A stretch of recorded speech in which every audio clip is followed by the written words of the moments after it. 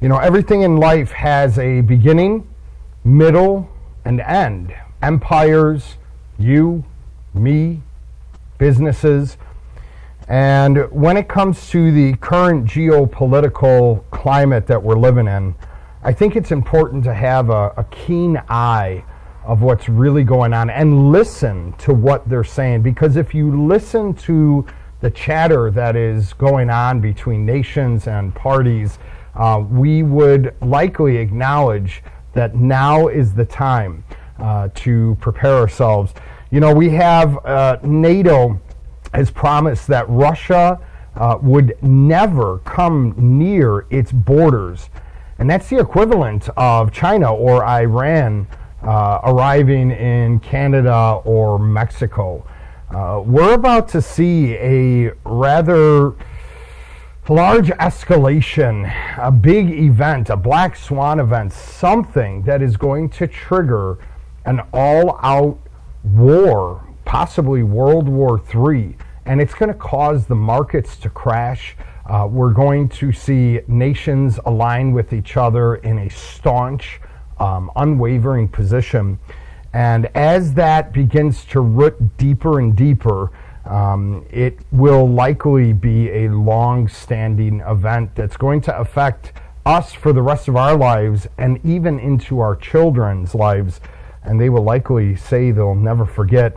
At the same time, our Secretary of State has warned China that if China assists Russia with weapons, that there will be essentially hell to pay. And in return, a high-level spokesperson in China said that China won't tolerate the U.S. threats, said Foreign Ministry spokeswoman, Mao Ning. The U.S. has no right to attack the China-Russia relations. Washington consistently is supplying Kiev with lethal weapons, she said. This type of chatter, though we hear blips of it on our news every day, and it just kind of enters the ear and exits or swoops over the head of many, is really harsh language that is building up to this pinnacle of just ultimately it's going to lead to a catastrophic world event. And you know, I know some chatter about the the Great Reset, or they may chatter that this is just a distraction device to keep the masses checking out what's going on that side. But you have to have a keen eye. The EU's representative for foreign affairs speaks out against stripping Russia of its G20 membership. You know, the EU is in turmoil right now. I actually saw that the EU is experiencing an increased inflation and that bankruptcies amongst businesses are skyrocketing. And the final quarter of 2022, the fourth quarter of 2022, was essentially disastrous for EU businesses and companies, and bankruptcies are soaring in that nation.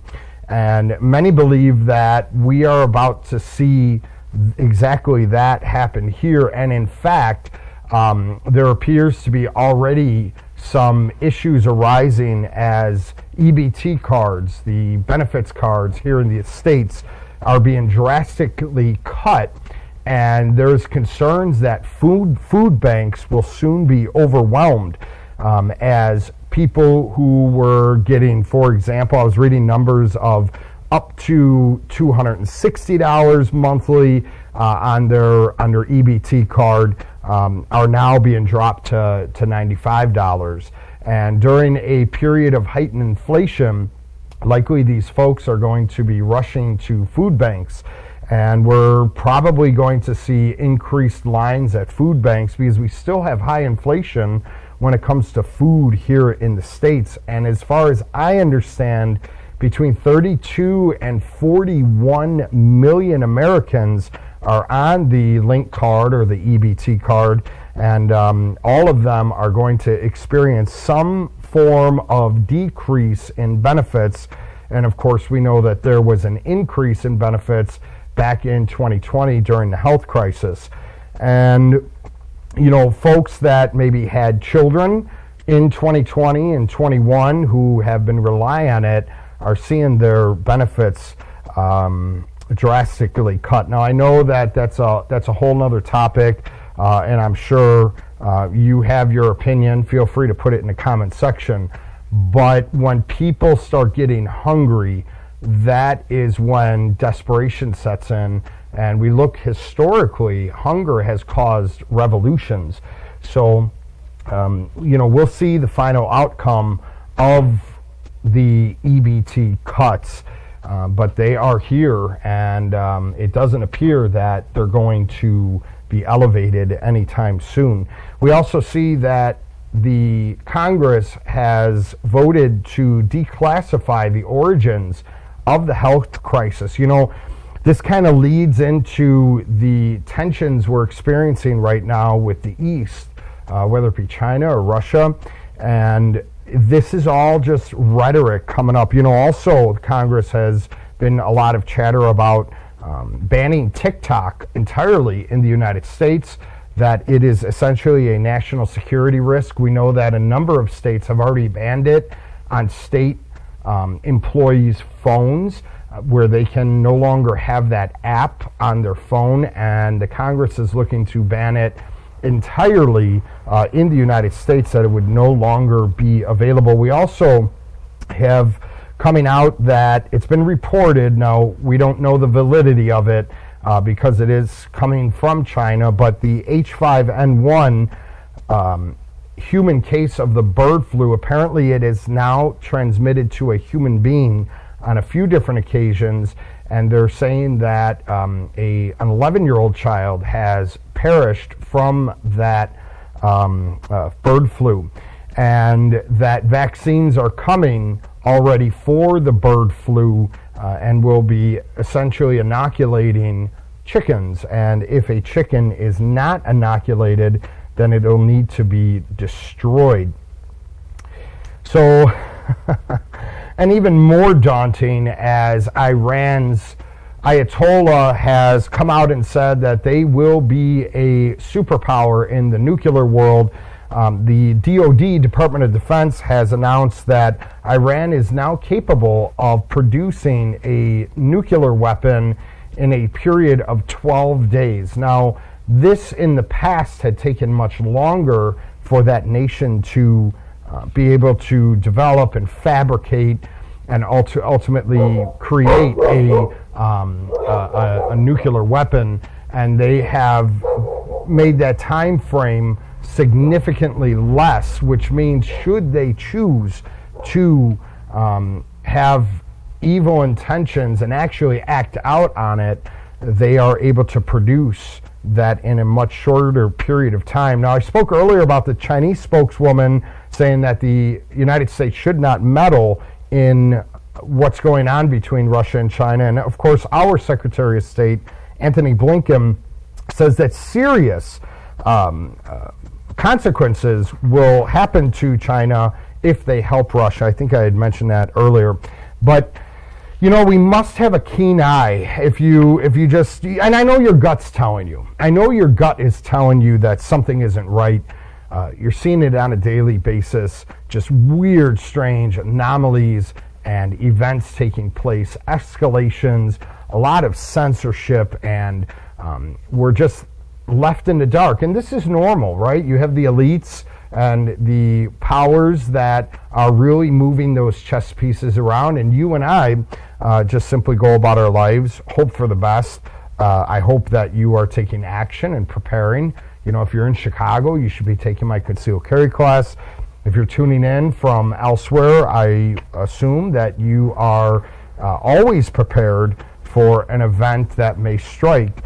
And because once it does, you know, to go run out and buy toilet paper at that time is not going to be a conducive atmosphere to do it, because the masses will be out there. You know, there was one other thing that I had read. I don't see it in front of me. Oh, that the EU is essentially ramping up wartime measures when it comes to producing ammunition. If you watched any of my previous videos, you'll know I have tapped on this, that the EU is running on a deficit when it comes to the production of ammunition, and essentially it's unsustainable because all that ammo is going to Ukraine to support their efforts.